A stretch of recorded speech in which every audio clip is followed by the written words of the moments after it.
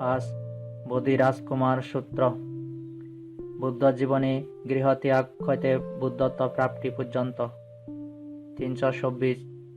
আমি এরূপ শুনিয়াছি, এক সময় ভগবান বর্গদেশে সুংসুমার গিরির বেশকলাবন মৃগডাবে বিহার করিতেছেন। সেই সময় বোধি রাজকুমারের কোকনট নামক প্রাসাদ অচিরে নির্মিত হইয়াছে। এখনো কোনো শ্রমণ ব্রাহ্মণ কিংবা কোনো মনুষ্য জাতির অব্যবহৃত।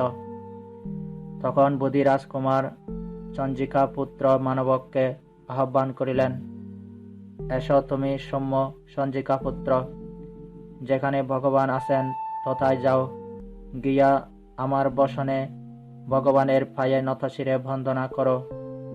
আরোগ্য অনাটঙ্ক লঘু স্থান বা শারীরিক কার্যক্ষমতা বল ও সুখ বিহার জিজ্ঞাসা করো। বান্তে রাজকুমার বোধি ভগবানের শরণে নতচিরে বন্দনা করিয়া আরোগ্য দর জিজ্ঞাসা করিয়াছেন। হ্যাঁ প্রভু বলিয়া প্রতিশ্রুত হইয়া চঞ্জিকা পুত্র মানবক যেখানে ভগবান আছেন তথায় গেলেন। গিয়া ভগবানের সহিত সম্বোধন করিলেন। কুশল প্রসন্ন জিজ্ঞাসা করিয়া এক প্রান্তে বসিলেন। এক প্রান্তে উপবিষ্ট চঞ্জিকা পুত্র মানবক ভগবানকে বলিলেন, বৌ গৌতম, বোধি রাজকুমার আপনার চরণে বোধি রাজকুমারের গৃহে আগামী কল্যর ভোজন স্বীকার করুন। ভগবান মনোভাবে স্বীকার করিলেন। তখন চঞ্জিকা পুত্র মানবক ভগবানের স্বীকৃতি অবগত হইয়া আসন হইতে উঠিয়া যেখানে বোধি রাজকুমার ছিলেন তথায় গেলেন। গিয়া বোধি রাজকুমারকে বলিলেন, আপনার বাক্যানুসারে আমি সেই ভগবান গৌতমকে বলিয়াছি।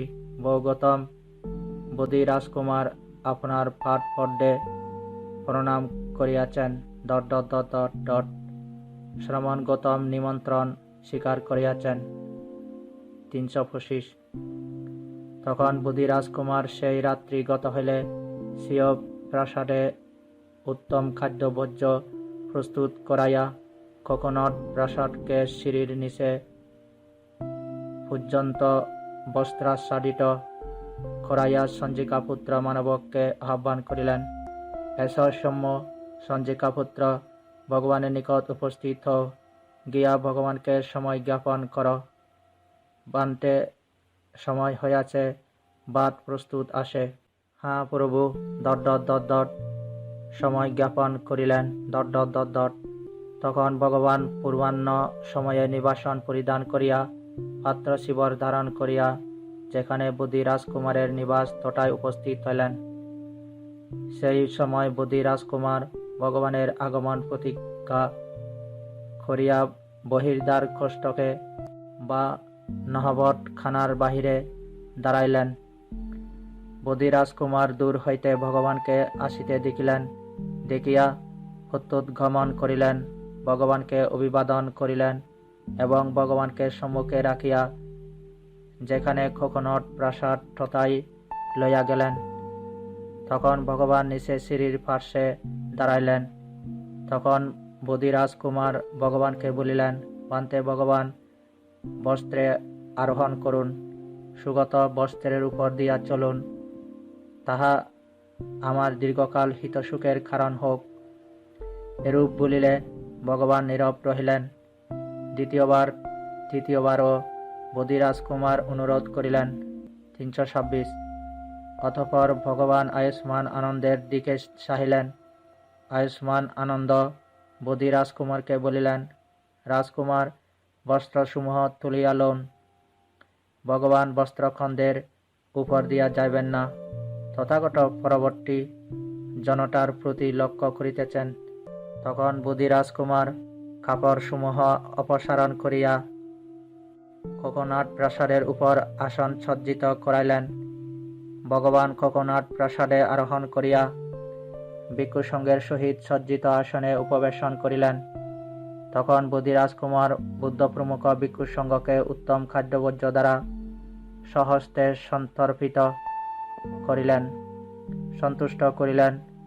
ভোজনের পর ভগবান পাত্র হইতে হস্ত উত্তোলন করিলে বোধিরাজকুমার এক নিজ আসন লইয়া এক প্রান্তে বসিলেন।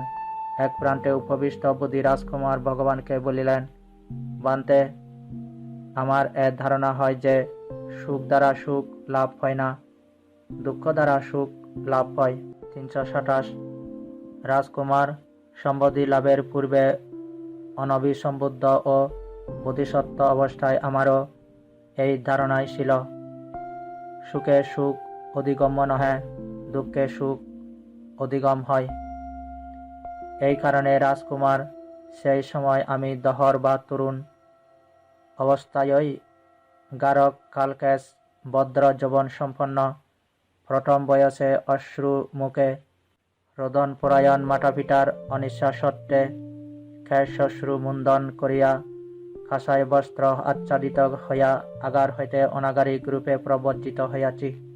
এই প্রকারে প্রবর্জিত হইয়া কুশল কি, তাহার অন্বেষণে এবং অনুত্তর বর শান্তিপদ বা নির্বাণ অনুসন্ধান মানসে আলার কালামের নিকট উপস্থিত হইয়া আলার কালামকে বলিলাম, বন্ধু কালাম, আপনার এই ধর্ম বিনয়ে আমি ব্রহ্মচর্য বাস করিতে ইচ্ছা করি।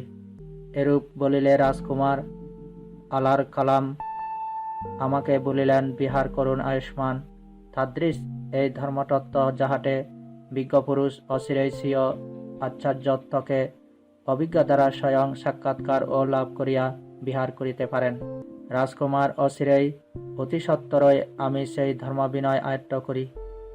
রাজকুমার, তখন আমি অস্তপ্রহট মাত্রেই বা লোপিতালাপন মাত্রেই বা বাসিত বাসন মাত্রেই তৎক্ষণাৎই সেই জ্ঞানবাদ ও স্থবিরবাদ বা বুদ্ধদেব সিদ্ধান্ত বলিতে পারি, জানিতে পারি, দেখিতে পারি, ... বলিয়া আমি জ্ঞাপন করিলাম, অপরেও তাহা পারে। রাজকুমার, আমার মনে এই চিন্তা হইল, আলার কালাম এই ধর্মকে কেবল বিশ্বাসের উপর নহে, স্বয়ং অভিজ্ঞতা দ্বারা সাক্ষাৎকার করিয়া অধিগত হইয়া বিহার করিতেছি বলিয়া প্রকাশ করেন। নিশ্চয় আলার কালাম এই ধর্ম জানিয়া দেখিয়া উহাতে বিহার করিতেছেন। অনন্তর আমি যেখানে আলার কালাম ছিলেন তথায় দেখিয়া উহাতে বিহার করিতেছেন।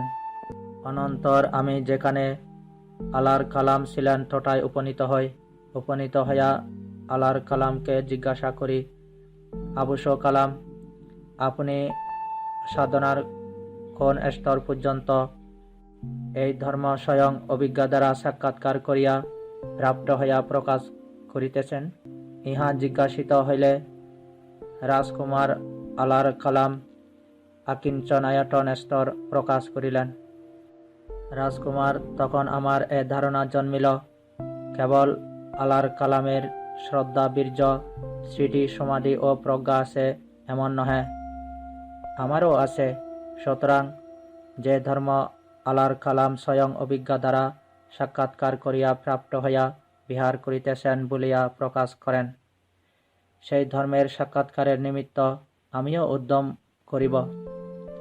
রাজকুমার, আমি অচিরে অতি সত্বর স্বয়ং অভিজ্ঞতা দ্বারা তাহা প্রত্যক্ষ করিয়া প্রাপ্ত হইয়া অবস্থান করিলাম।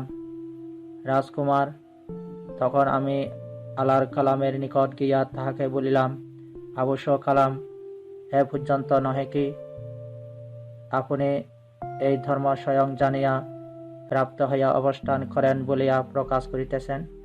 হ্যাঁ আবুস, আমি এ পর্যন্ত এই ধর্ম স্বয়ং অভিজ্ঞতা দ্বারা প্রত্যক্ষ করিয়া প্রাপ্ত হইয়া উপদেশ করি। আবুস, এ পর্যন্ত তো আমিও এই ধর্মকে স্বয়ং জানিয়া উপলব্ধি করিয়া অবস্থান করিতে পারি। আবুস, আমাদের সুলাভ হইয়াছে, যেহেতু আমরা আপনার ন্যায় আয়ুষ্মানকে সব্রহ্মচারী বা গুরুবাই রূপে দেখিতে পাইলাম। যে ধর্ম আমি স্বয়ং ... জ্ঞাত হইয়া ... উপদেশ করি, আপনিও সে ধর্ম স্বয়ং ... জ্ঞাত হইয়া ... বিহার করিতেছেন। আপনি যে ধর্মকে স্বয়ং জ্ঞাত হইয়াছেন ডট ডট ডট ডট আমিও সে ধর্মকে ডট ডট ডট ডট জ্ঞাত হইয়া ডট ডট ডট ডট উপদেশ করি। এই প্রকারে আমি যে ধর্ম জানি সে ধর্ম আপনিও জানেন, যে ধর্ম আপনি জানেন ঠিক সে ধর্ম আমিও জানি। এইরূপে যাদৃশ আমি তাদৃশ আপনি, যাদৃশ আপনি তাদৃশ আমি। অতএব আসুন বন্ধু, এখন হইতে আমরা উভয়ে একসঙ্গে এই শিষ্যগণকে পরিচালনা করি। রাজকুমার এই প্রকারে আলার কালাম আমার আচার্য বা শিক্ষাগুরু হইয়াও অন্তেবাসী আমাকে তাহার সময়স্থানে স্থাপন করিলেন, উদার পূজায় আমাকে সম্মান করিলেন। তখন আমার এই ধারণা জন্মিল, এই ধর্ম নির্ভেদের বা উদাসীনতার জন্য, বৈরাগ্যের জন্য, নিরোধের নিমিত্ত, উপশমের বা শান্তির নিমিত্ত নহে, অভিজ্ঞার বা দিব্য শক্তির নিমিত্ত, সম্বোধির জন্য নির্বাণাট্যও সংবর্তিত হয় না, মাত্র আকিঞ্চন আয়তন উৎপত্তি পর্যন্তই। রাজকুমার তখন আমি সেই ধর্মকে পর্যাপ্ত মনে না করিয়া নিরপেক্ষভাবে তথা হইতে প্রস্থান করি। 328। রাজকুমার তখন আমি কুশল কি? ইহা অন্বেষণে সর্বোত্তম শান্তিপথ অনুসন্ধান করিতে করিতে যেখানে উদ্যোগ রামপুত্র ছিলেন তথায় উপনীত হই। তথায় উপস্থিত হইয়া উদ্যোগ রামপুত্রকে বলিলাম, অবশ্য আমি আপনার ধর্ম বিনয়ে ব্রহ্মচর্য আচরণ করিতে ইচ্ছা করি।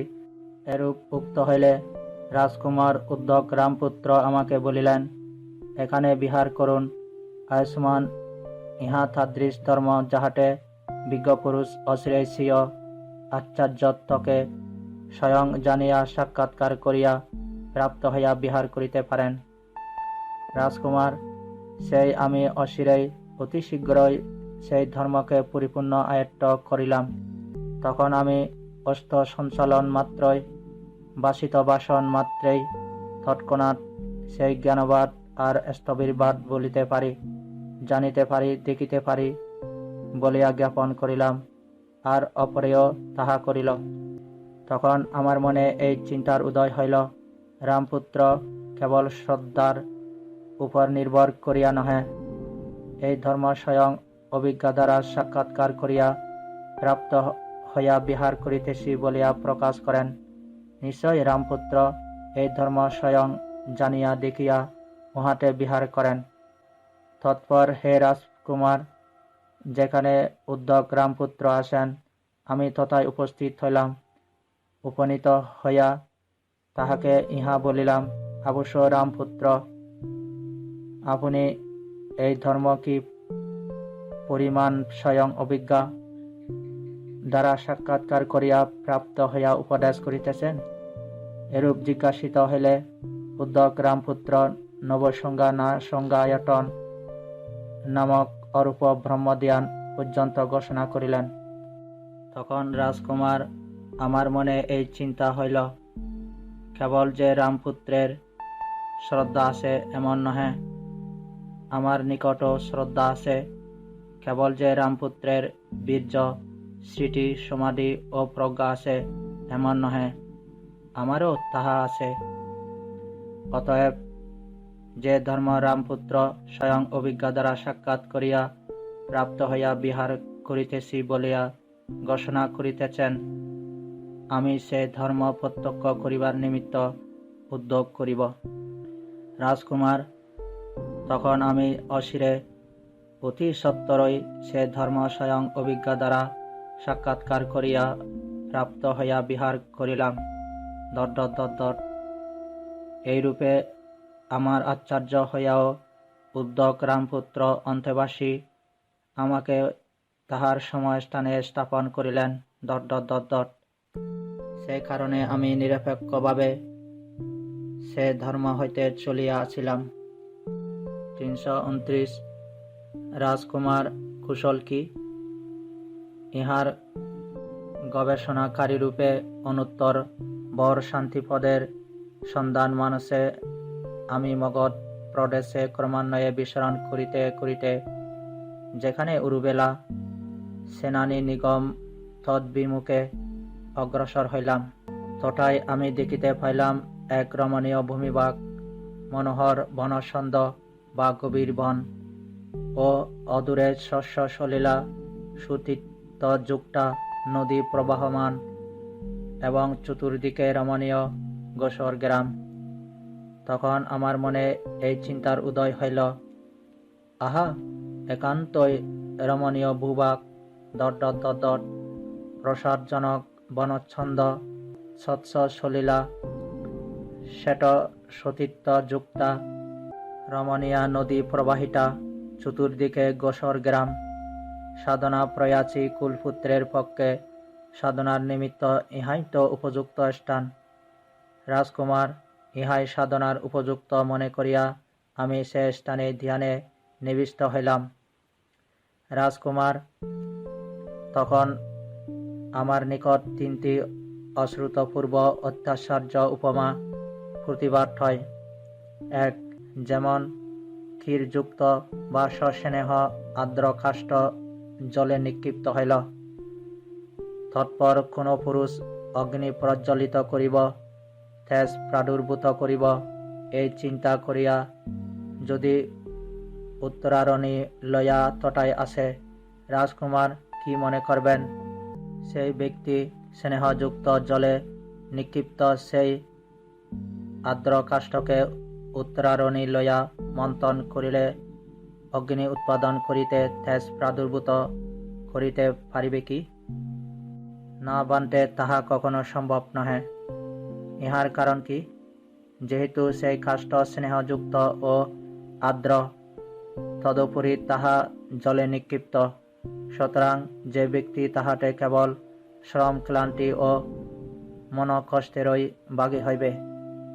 সেরূপ হে রাজকুমার, যে কোনো শ্রমণ কিংবা ব্রাহ্মণ দৈহিক কামভোগে নিবৃত্ত না হইয়া অবস্থান করেন, তাহাদের মধ্যে যাহারা কামভোগের প্রতি যে কামচ্ছন্দ, কামরুচি, কামমূর্ছা, কামপিপাসা ও কামপরিদাহ বিদ্যমান, উহা যদি ভিতর থেকে সুপ্রহীন না হয়, উপশান্ত না হয়, তবে উপক্রমকারী সেই সকল মাননীয় শ্রামণ ব্রাহ্মণেরা তীব্র কঠোর দুঃখ বেদনা অনুভব করেন। তাহাদের পক্ষে অনুত্তর জ্ঞান দর্শন ও সম্বোধি বা লোকোত্তর মার্গ লাভ অসম্ভব। যদিও সে সকল মাননীয় শ্রমণ ব্রাহ্মণগণ উপক্রমজনিত তীব্র কঠোর দুঃখ বেদনা অনুভব না করেন, তথাপি তাহারা অনুত্তর জ্ঞান দর্শন ও সম্বোধি লাভের অযোগ্যই। রাজকুমার, ইহাই আমার অশ্রুতপূর্ব অত্যাশ্চর্য প্রথম উপমা প্রতিভাত হইয়াছিল। 330.2 রাজকুমার, অপর এক অশ্রুতপূর্ব অত্যাশ্চর্য দ্বিতীয় উপমা আমার নিকট প্রতিভাত হইয়াছিল। যেমন রাজকুমার স্নেহযুক্ত আর্দ্র কাষ্ঠ জল হইতে দূরে স্থলে নিক্ষিপ্ত হইল। কোন ব্যক্তি অগ্নি প্রজ্বলিত করিব, তেজ উৎপাদন করিব, এই উদ্দেশ্যে উত্তরারণী লইয়া তটায় আসিল, তাহা কি মনে করেন রাজকুমার? তবে সেই ব্যক্তি অগ্নি প্রজ্বলিত করিতে, তেজ উৎপাদন করিতে সমর্থ হইবে কি? না বান্তে কখনো সম্ভব নহে। ইহার কারণ কি? যেহেতু বান্তে যদিও সেই কাষ্ঠ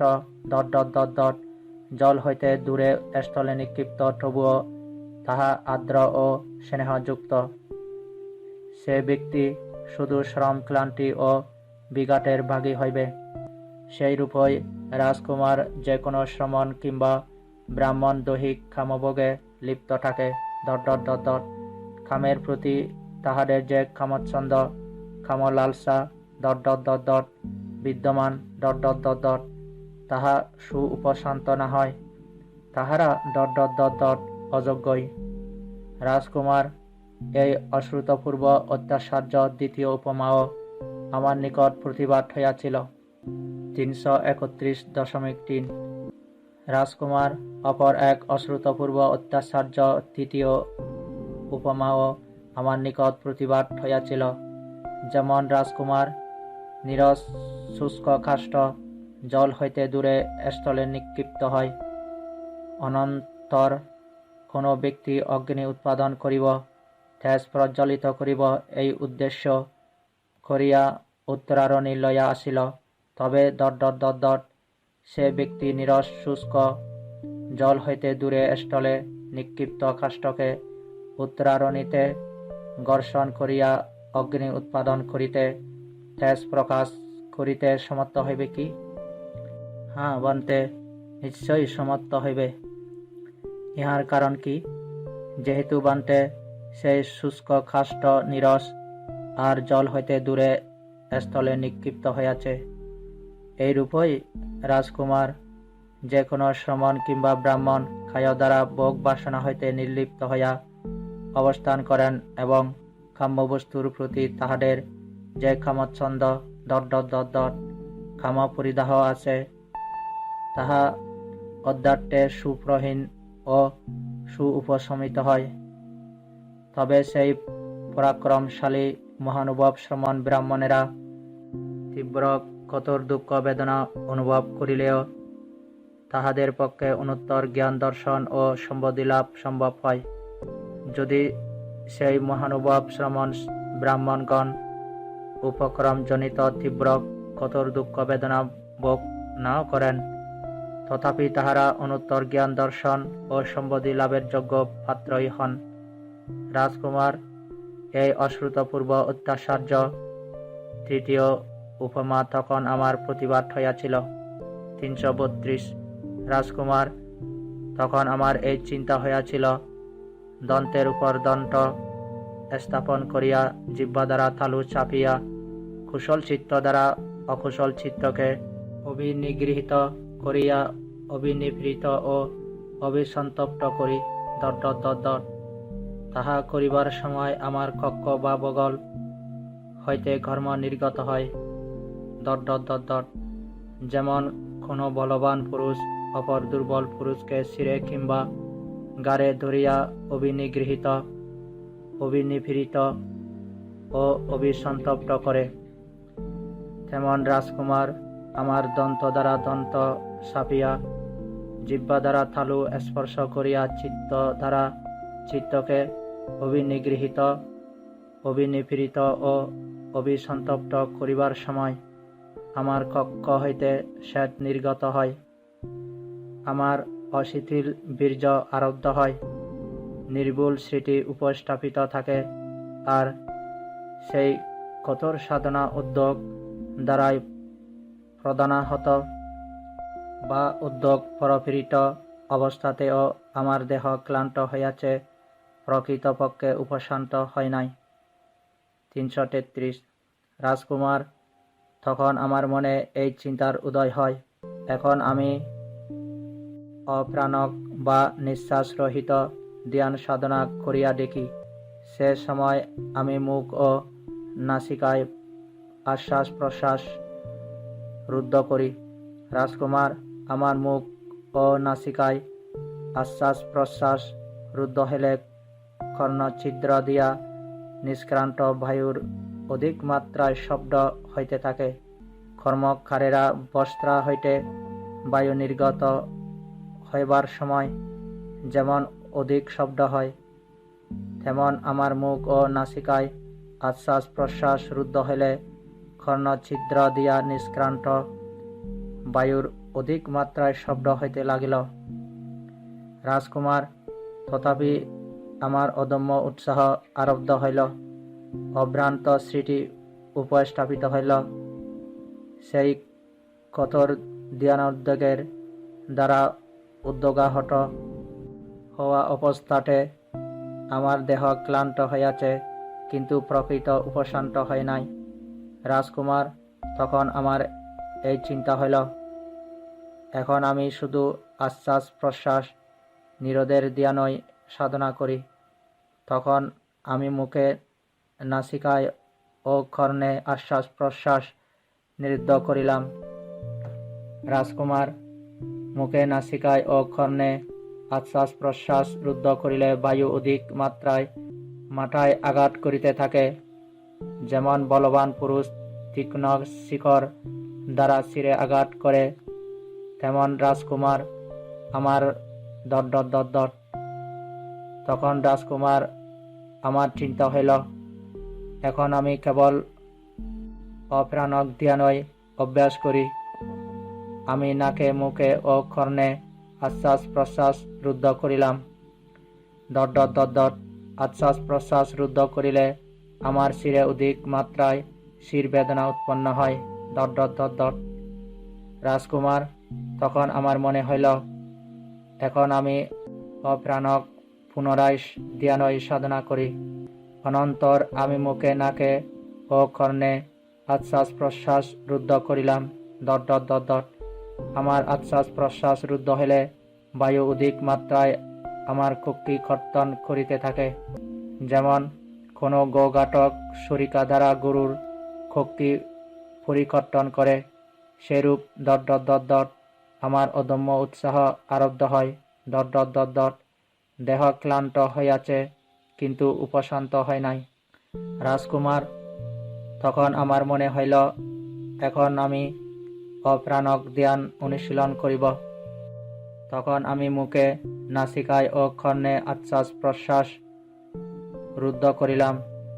তাহা রুদ্ধ করিলে অধিক মাত্রায় দেহে দাহ উৎপন্ন হয়, যেমন দুইজন বলবান পুরুষ কোনো দুর্বলতর পুরুষের উভয় বাহুতে ধরিয়া জ্বলন্ত অঙ্গার গর্তে সন্তপ্ত করে সম্পরিতপ্ত করে, তেমনভাবেই ডট ডট ডট ডট আশ্বাস প্রশ্বাস রুদ্ধ হইলে অধিক মাত্রায় আমার দেহে দাহ উৎপন্ন হয়। রাজকুমার, তখন আমার অদম্য উৎসাহ আরব্ধ হয়, অসংমূঢ় স্মৃতি উপস্থাপিত হয়। সেই দুঃখজনক উদ্যোগ দ্বারা উদ্যোগাহত হইয়া আমার দেহ ক্লান্ত হইয়াছে, কিন্তু উপশান্ত হয় নাই। রাজকুমার, কোনো কোনো অধিষ্ঠাত্রী দেবতা এ অবস্থায় আমাকে দেখিয়া বলিয়া উঠিল, শ্রমণ গৌতম বুঝি কালগত হইয়াছেন। কোনো কোনো ডট ডট ডট ডট দেবতা বলিলেন, শ্রমণ গৌতম মরেন নাই, অথচ মরণোন্মুখ হইয়াছেন। কোনো কোনো ডট ডট ডট ডট দেবতা বলিলেন, শ্রমণ গৌতম মরেন নাই, মরণোন্মুখ ও নহেন। তিনি যে অরহৎ, অরহৎগণের ধ্যান বিহার এরূপই হইয়া থাকে। 337। তখন আমার এই চিন্তা হইল, এখন আমি সর্বতভাবে আহার উপসেট বা অনশন ব্রত অবলম্বন করি। তখন দেবতারা আমার নিকট আসিয়া বলিলেন, মারিচ, আপনি সর্বাংশে আহার উপসেদার্থ অগ্রসর হইবেন না। আমরা আপনার লোমকূপ দিয়া দিব্য ওজ প্রবেশ করাইয়া দিব, যাহাতে আপনি যাপন করিবেন। Dot dot dot dot. তখন আমার চিন্তা হইল, যদি আমি সর্বতভাবে অনশন ব্রত গ্রহণ করি এবং এই সকল দেবতা আমার লোমকূপ দিয়া দিব্য ওজ প্রবেশ করাইয়া দেন, যদ্বারা আমি যাপন করিতে পারি, তাহা হইলে আমার সে ব্রত মিথ্যা প্রতিপন্ন হইবে। আমি দেবতাদিগকে বলিলাম, তোমরা এরূপ করিও না। রাজকুমার, তখন আমার মনে হইল, এখন আমি অল্প অল্প প্রসৃতি বা খরখোশ পরিমাণ আহার গ্রহণ করিব। তাহা মুগের জুসই হোক, কুলত্থের জুসই হোক, কলাইয়ের জুসই হোক, অথবা অরহরের জুসই হোক। তখন হইতে আমি ডট ডট ডট ডট প্রসৃতি পরিমাণ আহার করিতে আরম্ভ করি। Dot dot dot dot. তাহা করিতে গিয়া আমার শরীর অধিক মাত্রায় কৃশটার চরম সীমায় ফসিল। অসিতিক বা কাললতার গ্রন্থির সন্ধিস্থানে মেলান হইয়া মধ্যে উন্নতাবনত হয়। সেই স্বল্পাহারের দরুন আমার অঙ্গ প্রত্যঙ্গ উন্নতাবনত হয়। সেই স্বল্পাহারের হেতু আমার গুজ্জদার উস্ত্রফাদের ন্যায় মধ্যে গভীর হইয়াছিল। সেই অল্পাহারত্বের হেতু আমার পৃষ্ঠকণ্ঠক রজ্জুবুনার আবর্তাবলীর ন্যায় উন্নতাবনত হইয়াছিল, যেমন জীর্ণ গৃহের বর্গাগুলি বা গোফাংশী অবলগ্ন বিলগ্ন বা এলোমেলো হয়, তেমন সেই অল্পাহার হেতু আমার বক্ষপঞ্জরগুলি অবলগ্ন বিলগ্ন হইয়াছিল। যেমন গভীর জলকূপে বা উৎপানে উদকতারা বা জলচন্দ্র গভীরে বহুদূরে প্রবিষ্ট দেখা যায়, সেই প্রকার আমার অক্ষিকূপে অক্ষিতারা বহু গভীরে অনুপ্রবিষ্ট দেখা যাইত।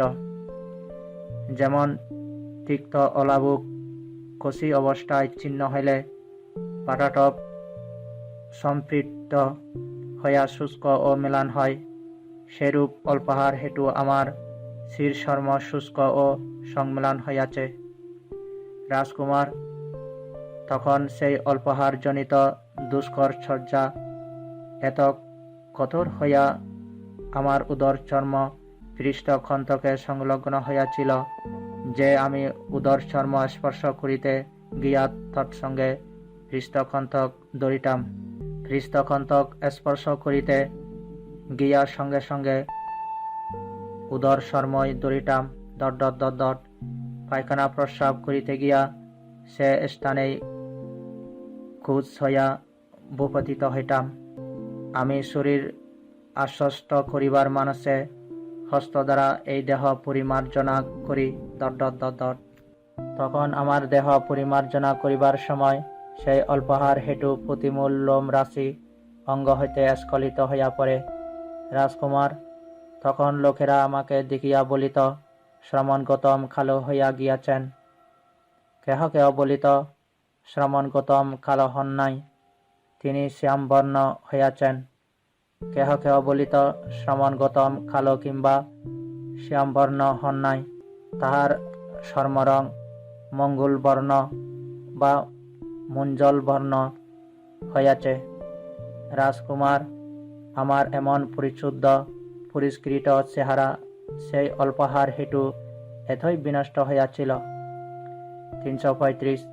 রাজকুমার, তখন আমার মনে হইল অতীতকালে যে সকল শ্রমণ ব্রাহ্মণ সাধনোদ্যোগজনিত তীব্র ক্ষতর দুঃখ বেদনা সহ্য করিয়াছিলেন, তাহা এই পরিমাণ ইহার অধিক নহে। অনাগত ও বর্তমানকালেও ইহার অধিক নহে। কিন্তু হে রাজকুমার, আমি কঠোর দুষ্কর ক্রিয়া দ্বারা উত্তর মনুষ্য ধর্ম ও সর্বোত্তম বা অসম আর্য জ্ঞান দর্শন বিশেষ অধিগত হইতে পারি নাই।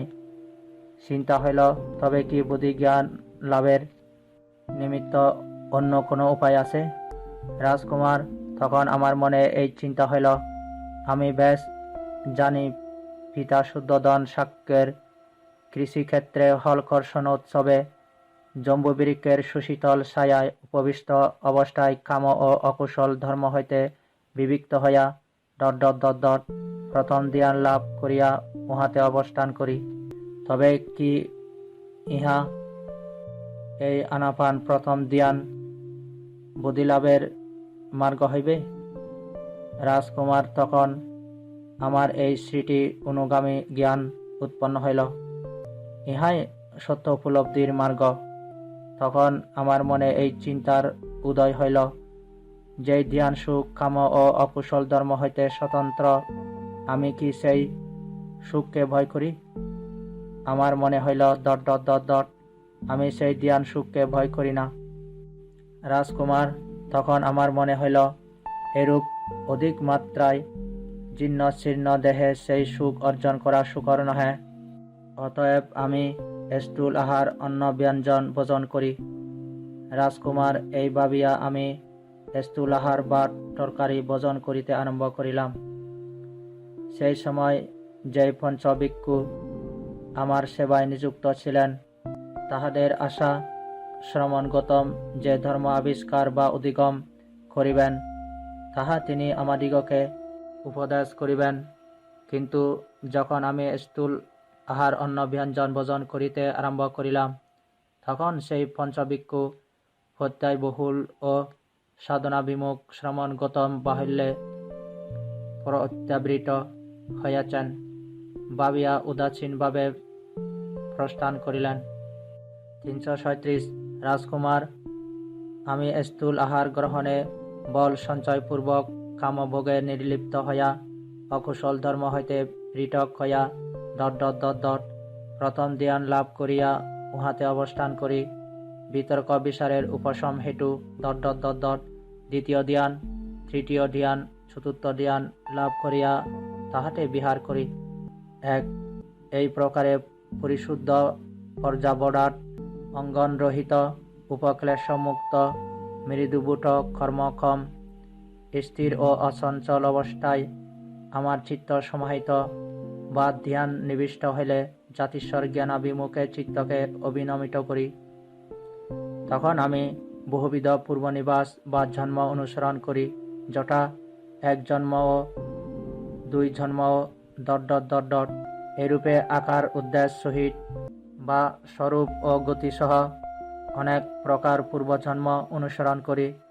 রাজকুমার, অপ্রমত্ত বীর্যবান সাধনায় দেহ প্রাণ সমর্পিত যোগীর ন্যায় রাত্রির প্রথম জামে আমার এই প্রথম বিদ্যা বা জাতিস্বর জ্ঞান অধিগত জন্মান্তর প্রতিষ্ঠাদক অবিদ্যা বিহত বিদ্যা উৎপন্ন, থম বিহত আলোক উৎপন্ন হয়। 2 এই প্রকারে ... আমার চিত্ত অসঞ্চল অবস্থায় সমাহিত হইলে অপর সত্যগণের চ্যুতি উৎপত্তি জ্ঞানের বা জন্ম মৃত্যু রহস্য উদ্ঘাটনের নিমিত্ত আমার চিত্তকে নিয়োজিত করি। তখন বিশুদ্ধ মনুষ্য চক্ষুর বহির্ভূত দিব্য চক্ষু দ্বারা আমি হীনোৎকৃষ্ট উত্তম অধম বর্ণের স্ব কর্মানুসারে সুগতিপ্রাপ্ত দুর্গতিপ্রাপ্ত সত্যগণকে শ্রুতি ও উৎপত্তির সময় দেখিতে পাই। যেমন কর্ম তেমন গতিপ্রাপ্ত সত্যগণকে প্রকৃষ্ট রূপে জানিতে পারি। রাজকুমার, রাত্রির মধ্যম জামে অপ্রমত্ত আতাপি সাধনায় দেহ প্রাণ সমর্পিত আমার এই দ্বিতীয় বিদ্যা অধিগত হয়। সত্যগণের শ্রুতি প্রতিসন্ধি আচ্ছাদক অবিদ্যা বিহত বিদ্যা বা দিব্য চক্ষু উৎপন্ন, অন্ধকার বিহত আলোক উৎপন্ন হয়। 3 এই প্রকারে ... আসব রাশির ক্ষয় বা অরহত্ত মার্গ জ্ঞানের নিমিত্ত বিদর্শনে আমার চিত্ত নিয়োজিত করি। তখন আমি ইহা দুঃখ আর্য সত্য প্রকৃষ্ট রূপে জানিতে পারি। ইহা দুঃখ সমুদয় বা উৎপত্তির কারণ আর্য সত্য যথার্থ রূপে জানিতে পারি। ইহা দুঃখ নিরোধ আর্য সত্য যথার্থ রূপে জানিতে পারি। ইহা দুঃখ নিরোধ গামিনী প্রতিপদা আর্য সত্য ইহা যথাভূত অভিজ্ঞাত হই। এ সকল আসব, ইহা আসব সমুদয়, ইহা আসব নিরোধ, ইহা আসব নিরোধের প্রতিপদা বা উপায় যথাভূত অভিজ্ঞাত হই। এই প্রকারে জানিবার ও দেখিবার বা মার্গকৃত্যের ফলে আমার চিত্ত কামাসব হইতে বিমুক্ত হইল, ভবাসব হইতে বিমুক্ত হইল এবং অবিদ্যা আসব হইতে বিমুক্ত হইল। বিমুক্তিতে বিমুক্ত এই জ্ঞানের উদয় হইল, তদ্বারা অভিজ্ঞাত হইলাম জন্ম ক্ষীণ হইয়াছে, ব্রহ্মচর্য ব্রত উদযাপিত হইয়াছে, কর্তব্য কৃত হইয়াছে। এখন এতদ্ভাবের জন্য অপর করণীয় নাই। রাজকুমার, রাত্রির পশ্চিম জামে ইহাই অপ্রমত্ত আতাপি দেহ প্রাণ সমর্পিত করিয়া অবস্থানকারী আমার তৃতীয় বিদ্যা অধিগত হইল।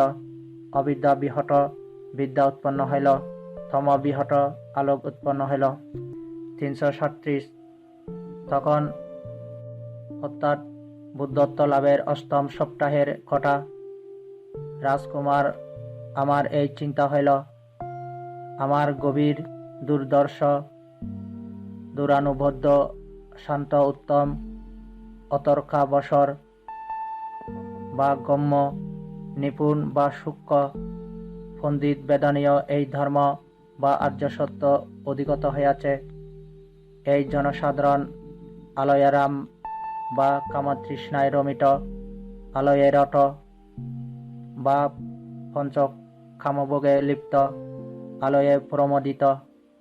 আলয়ারাম, আলয়ে রত, আলয় প্রমোদিত জনসাধারণের এই তত্ত্ব যেমন এই কার্যকারণ ভাব সমন্বিত অতীত সমুৎপাত দর্শন করা দুষ্কর, তাহাদের পক্ষে এই তত্ত্বও তেমন সর্বসংস্কার সমট, সর্ব উপাধি বর্জিত তৃষ্ণাকয় বিরাগ নিরোধস্বরূপ নির্বাণ প্রত্যক্ষ করাও দুষ্কর।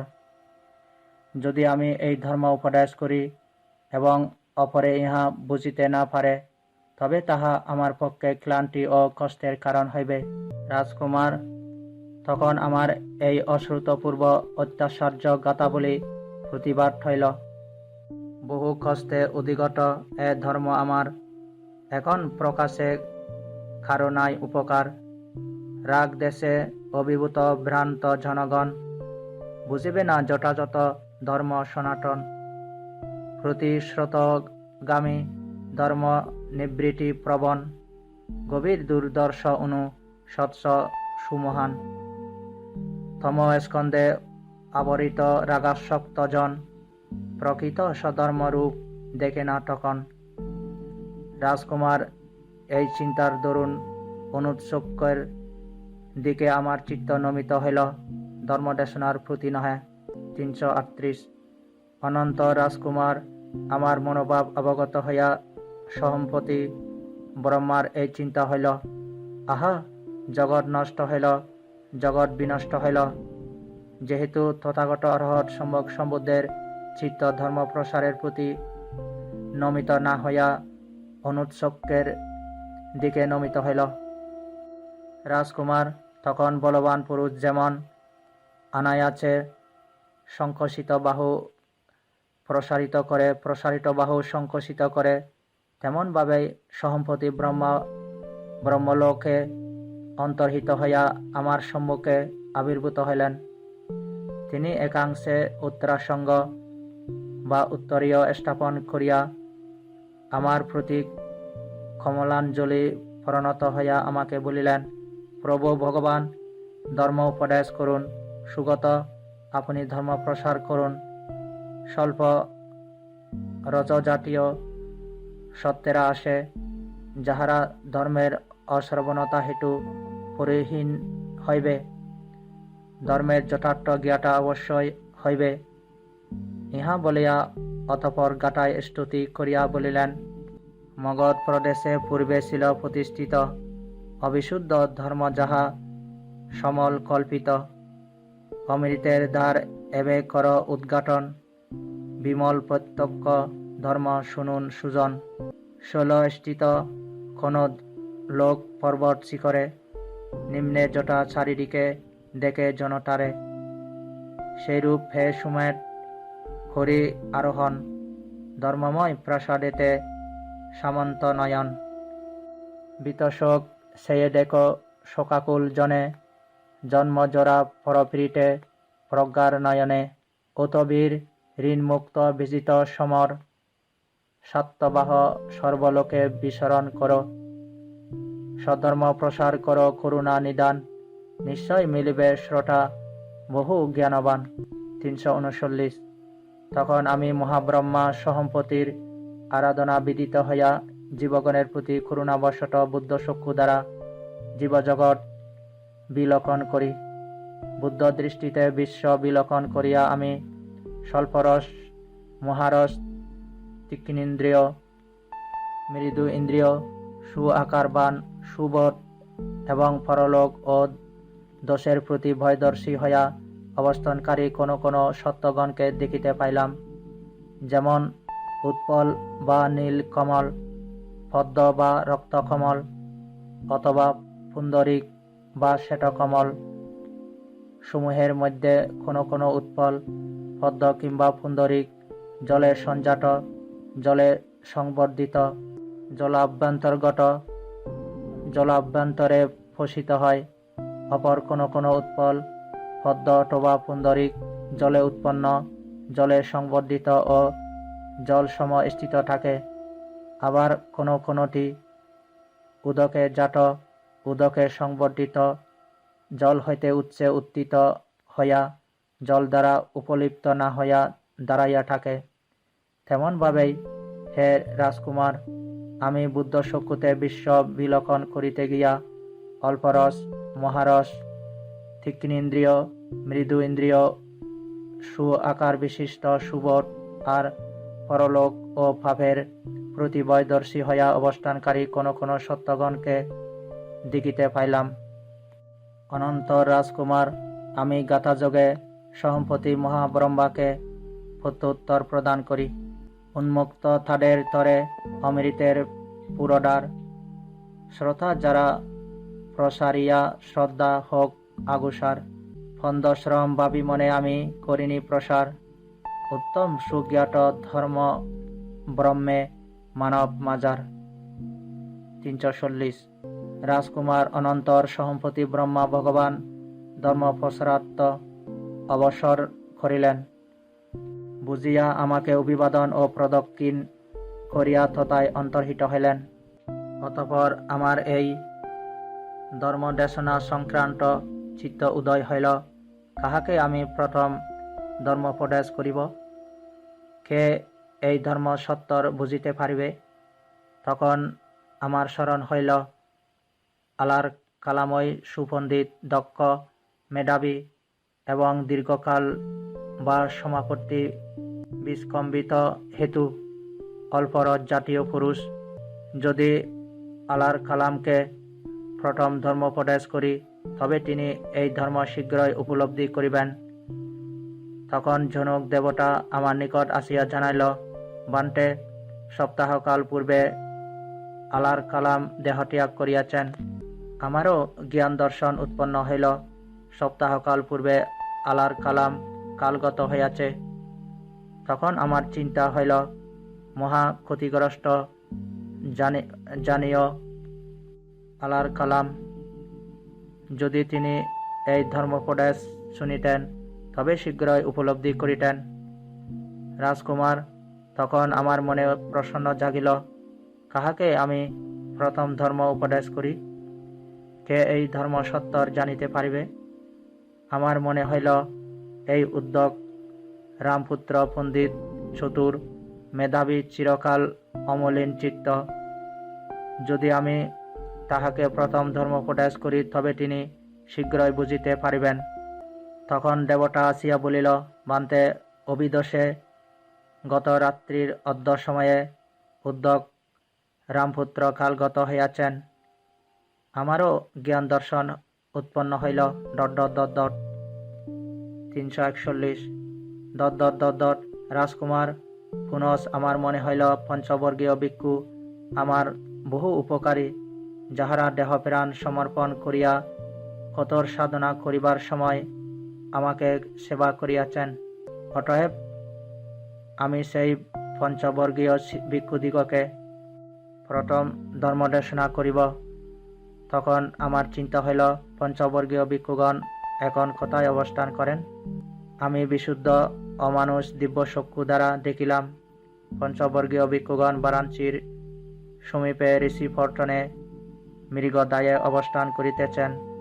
অনন্তর রাজকুমার উরুবেলায় যথারুচি বাস করিয়া আমি বারাণসী অভিমুখে যাত্রা করি।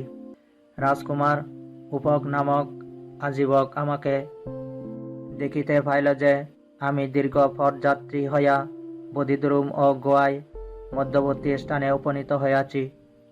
আমাকে দেখিয়া উপক কহিল, বন্ধু, আপনার ইন্দ্রিয় গ্রাম প্রসন্ন, দেহ কান্তি বা চর্মরং পরিশুদ্ধ ও পরিশোভিত হইয়াছে। আপনি কাহার উদ্দেশ্যে প্রবর্জিত হইয়াছেন? কেই বা আপনার শাস্তা বা গুরু? কাহার ধর্মে আপনার রুচি? তদুত্তরে আমি উপক আজীবককে গাথাযোগে বলিলাম, অভিভূত সর্বরিপু, পরিজ্ঞাত জ্ঞেয় সমুদয়, নির্লিপ্ত লালসা পঙ্কে সর্বত্যাগী আমি মহাশয়। তৃষ্ণাক্ষয়ে মুক্ত ভবে স্বীয় লোকোত্তর প্রতিভায়। কাহাকে উদ্দেশ্যী গুরু, শাস্তা কেবা আছে এ ধরাই। আচার্য নাহিক মম সমকক্ষ নাহি বসুদায়, সদেব মানব মাঝে প্রতিপক্ষ না দেখি কটায়। অরহৎ আমি যে বিশ্বে, আমি হই শাস্তা অনুত্তর। একাই সম্বুদ্ধ আমি, স্মৃতিভূত প্রশান্ত অন্তর। অন্ধভূত বিশ্ব মাঝে বাজাইয়া অমৃতের বিড়ি, ধর্মচক্র পরবর্তীতে সলিলাম কাশীদের পুরী। বন্ধু, আপনি যেভাবে জ্ঞাপন করিতেছেন তাহাতে আপনি অনন্ত জিন হইবার যোগ্য। তখন পুনরায় উত্তরে বলিলাম, মাদ্রিস জনেরা হয় জিন, যারা প্রাপ্ত তৃষ্ণা কয়। জিন আমি হে উপক, রিপুজয়ী দিনু পরিচয়। এরূপ উক্ত হলে রাজকুমার আজীবক উপক হইতেও পারে বন্ধু, বলিয়া শির সঞ্চালন করিয়া ভিন্নপটে প্রস্থান করিল। 342। অতঃপর রাজকুমার আমি ক্রমান্বয়ে পর্যটন করিতে করিতে বারাণসী সমীপে মৃগডাবে, যেখানে পঞ্চবর্গীয় ভিক্ষুগণ ছিল, তথায় উপনীত হই। পঞ্চবর্গীয় ভিক্ষুগণ দূর হইতে আমাকে দেখিল। দেখিয়া তাহারা পরস্পরের মধ্যে স্থির করিল, এই যে দ্রব্যবহুল সাধনাভ্রষ্ট বাহুল্য প্রবৃত্ত শ্রমণ গৌতম আসিতেছেন, তাহাকে অভিবাদন করা হইবে না, সম্মানার্থ গাত্রোত্থান করা হইবে না, আর অগ্রসর হইয়া তাহারা পাত্র চিবর গ্রহণ করা হইবে না, কেবল আসন সজ্জিত রাখা হইবে। যদি তিনি ইচ্ছা করেন বসিতে পারেন। রাজকুমার ক্রমে যতই আমি পঞ্চবর্গীয় ভিক্ষুদের সমীপবর্তী হইলাম, ততই তাহারা নিজেদের প্রতিজ্ঞায় স্থির থাকিতে অসমর্থ হইল। একজন আমার দিকে অগ্রসর হইয়া আমার পাত্র শিবর গ্রহণ করিল, কেহ আসন সজ্জিত করিল, একজন পাঠরত করিবার জল উপস্থিত করিল। তাহারা আমাকে বন্ধু ও স্বনামে সম্বোধন করিতে লাগিল। এইভাবে কথা বলিতে দেখিয়া আমি পঞ্চবর্গীয় ভিক্ষুদিগকে বলিলাম, ভিক্ষুগণ, তথাগতকে বন্ধু বলিয়া ও স্বনাম দনিয়া সম্ভাষণ করিও না। ভিক্ষুগণ, তথাগত অরহৎ সম্যক সম্বুদ্ধ হইয়াছেন, তোমরা শ্রোতাবধান করো। অমৃত অধিগত হইয়াছে, আমি অনুশাসন করিতেছি, ধর্মোপদেশ দিতেছি। যেরূপ উপদিষ্ট হইবে তদনুরূপ আচরণ করিলে তোমরা অচিরেই, যার জন্য কুলপুত্রগণ সম্যকভাবে আগার হইতে অনাগারিক রূপে প্রব্রজিত হয়, সেই অনুত্তর ব্রহ্মচর্য অবসান বা অর্হত্য ফল দৃষ্ট ধর্মে বা প্রত্যক্ষ জীবনে স্বয়ং অভিজ্ঞা দ্বারা সাক্ষাৎকার করিয়া অধিগত হইয়া তাহাতে বিহার করিতে পারিবে। ইহা বিবৃত হলে পঞ্চবর্গীয় ভিক্ষুগণ আমাকে বলিল, বন্ধু গৌতম, সেই দুষ্কর জীবনযাপন, সেই কঠোর সাধনা, সেই দুষ্কর তপস্যারত আপনি মনুষ্য হইতে উত্তরিতর সর্বোত্তম আর্য জ্ঞান দর্শন বিশেষ অধিগত করিতে সমর্থ হন নাই, আর এখন দ্রব্যবহুল সাধনা ভ্রষ্ট এবং বাহুল্যে প্রবৃত্ত হইয়া মনুষ্য ধর্মোত্তর উত্তম আর্য জ্ঞান দর্শন বিশেষ অধিকার করিলেন। এই প্রকারে উক্ত হইলে রাজকুমার, তখন আমি পঞ্চবর্গীয় ভিক্ষুদিগকে বলিলাম, ভিক্ষুগণ, তথাগত বাহুলিক নহে, সাধনাভ্রষ্ট নহে, বাহুল্যে প্রবৃত্তও নহে। ভিক্ষুগণ, তথাগত অর্হৎ সম্যক সম্বুদ্ধ অধিগত হইয়া বিহার করিতে পারিবে। দ্বিতীয়বার তৃতীয়বারও এরূপ কথোপকথন হইল। ইহা বিবৃত হইলে আমি পঞ্চবর্গীয় ভিক্ষুদিগকে বলিলাম, ভিক্ষুগণ, ইতিপূর্বে কি আমি কখনো তোমাদিগকে এই প্রকারে ইহা বলিয়াছি? স্মরণ হয় কি? নিশ্চয় না বান্তে। ভিক্ষুগণ, তথাগত অর্হৎ বিহার করিতে পারিবে। রাজকুমার, এখন আমি পঞ্চবর্গীয় ভিক্ষুদিগকে বিষয়টি বুঝাইতে সমর্থ হইলাম। তাহাদের দুইজনকে আমি ধর্মোপদেশ দিতে থাকিলে অপর তিনজন ভিক্ষু ভিক্ষান্ন সংগ্রহে বাহির হয়। তিনজন বিচরণ করিয়া যাহা ভিক্ষান্ন আহরণ করে তদ্বারা 6 জনেই দিন যাপন করি। যখন 3 জনকে উপদেশ দান করি, তখন 2 জন ভিক্ষান্ন সংগ্রহে বিচরণ করে, 2 জন ভিক্ষু ভিক্ষা করিয়া যাহা আহরণ করে, তদ্বারা 6 জনেই দিন যাপন করি। 343 অনন্তর পঞ্চবর্গীয় ভিক্ষু আমা কর্তৃক এ প্রকারে উপদিষ্ট ও অনুশাসিত হইয়া অচিরেই, যার জন্য কুলপুত্রগণ আগার হইতে অনাগারিক রূপে প্রব্রজিত হয়, সেই অনুত্তর ব্রহ্মচর্যাবসান বা অরহত্ত ফল ইহ জীবনে স্বয়ং অভিজ্ঞা দ্বারা সাক্ষাৎকার করিয়া অধিগত হইয়া বিহার করিতে লাগিল। এইরূপ বিবৃত হইলে বুদ্ধি রাজকুমার ভগবানকে ইহা বলিলেন, বান্তে তথাগতকে বিনায়ক লাভ করিয়া ক্ষত গণে ভিক্ষু, যার জন্য কুলপুত্রগণ সম্যকভাবে আগার হইতে অনাগারিক রূপে প্রব্রজিত হন, সেই অনুত্তর ব্রহ্মচর্যের পর্যাবসান ইহ জীবনে সাক্ষাৎকার ও উপলব্ধি করিয়া বিহার করিতে পারেন। তাহা হইলে রাজকুমার, আপনাকে এ বিষয়ে জিজ্ঞাসা করিব, আপনার যাহা অভিমত তাহা যথার্থই প্রকাশ করিবেন। রাজকুমার, হস্তারোহণ অঙ্কুশ ধারণ শিল্পে আপনি দক্ষ কিনা? হ্যাঁ বান্তে, আমি অঙ্কুশ ধারণে দক্ষ।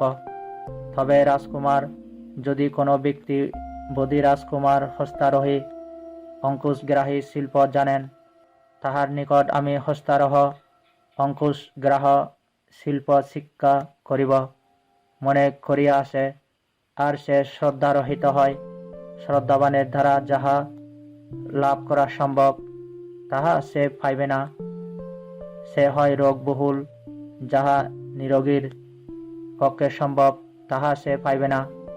সে হয় সৎ মায়াবী অসৎ অমায়াবীর প্রাপ্য সে পাইবে না।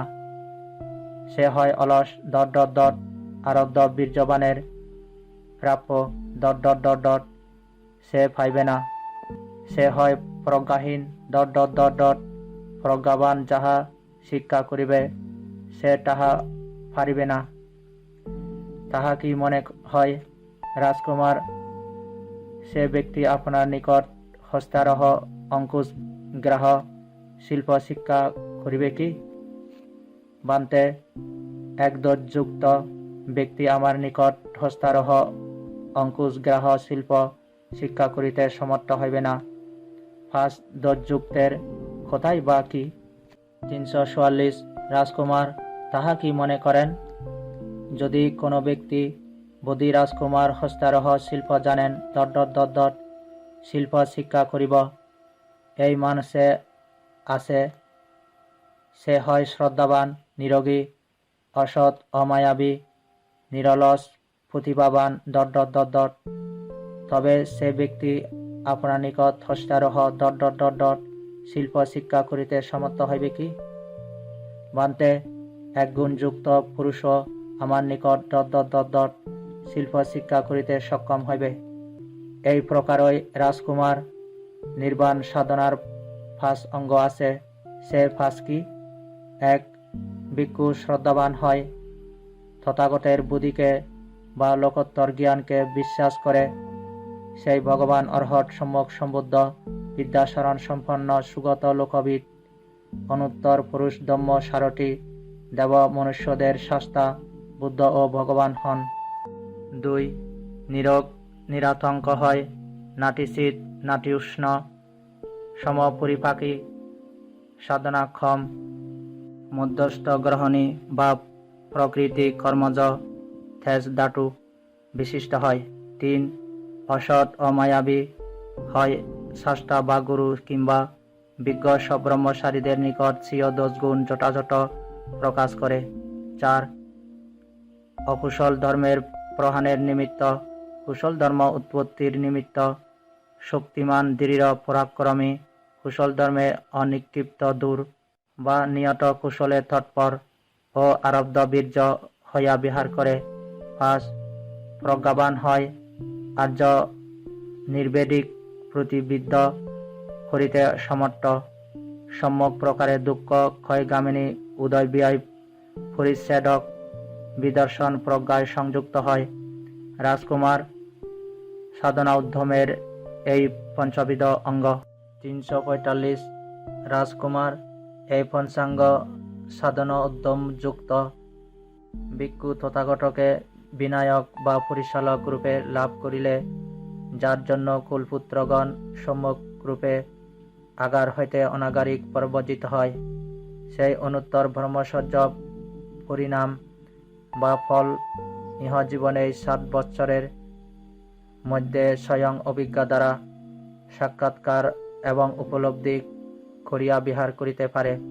রাজকুমার থাক 7 বৎসর এই পঞ্চ প্রদানীয় বা সাধনীয় অঙ্গযুক্ত ভিক্ষু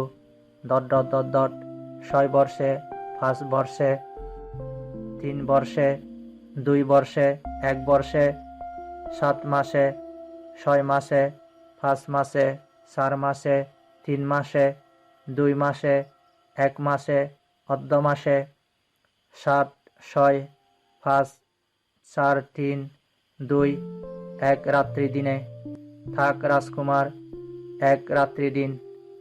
এই পঞ্চ প্রদানীয় অঙ্গযুক্ত ভিক্ষু তথাগতকে বিনায়ক লাভ করিয়া সন্ধ্যায় অনুশাসিত হইয়া প্রাতকালে বিশেষ অর্হত্ব অধিগত হইবে। প্রাতকালে উপদিষ্ট হইয়া সন্ধ্যায় বিশেষ অধিগত হইবে। ইহা বিবৃত হইলে বুদ্ধি রাজকুমার ভগবানকে বলিলেন, অহো বুদ্ধ, অহো ধর্ম, অহো ধর্মের সাক্ষাৎটা বা উত্তম বর্ণনা। আচার্য যে যাহা সন্ধ্যায় অনুশাসিত হইয়া প্রাতে বিশেষ অধিগত হইবে, প্রাতে অনুশাসিত হইয়া সন্ধ্যায় বিশেষ উপলব্ধি করিতে সক্ষম হইবে। 346 এইরূপে বলিলে সঞ্জিকা পুত্র মানবক বোধি রাজকুমারকে বলিলেন, হে ভগবান বোধি, ইহা এরূপই অহো বুদ্ধ, অহো ধর্ম আর অহো ধর্মের উত্তম বর্ণনা বলিতেছেন, অথচ সেই মাননীয় গৌতমের ধর্ম ও ভিক্ষু সঙ্গের চরণ গ্রহণ করেন না।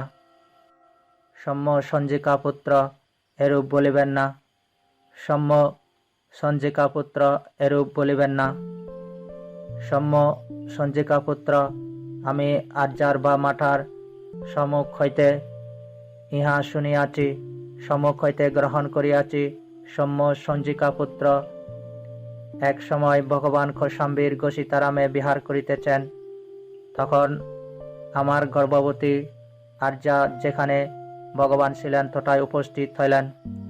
উপস্থিত হইয়া ভগবানকে অভিবাদন পূর্বক এক প্রান্তে বসিলেন।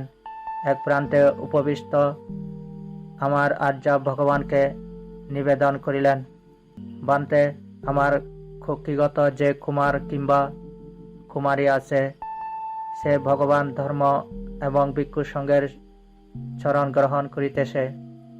আজ হইতে ভগবান জীবনের শেষ দিন পর্যন্ত তাহাকে শরণাগত উপাসক কিংবা উপাসিকা রূপে ধারণা করুন।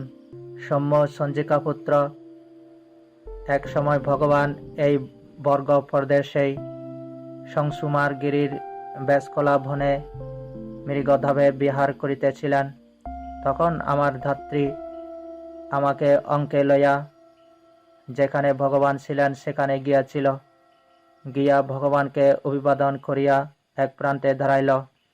এক প্রান্তে দাঁড়াইয়া আমার ধাত্রী ভগবানকে বলিল, বান্তে, এই বোধি রাজকুমার ভগবানের ধর্মের ও ভিক্ষু সঙ্গের শরণ গ্রহণ করিতেছেন...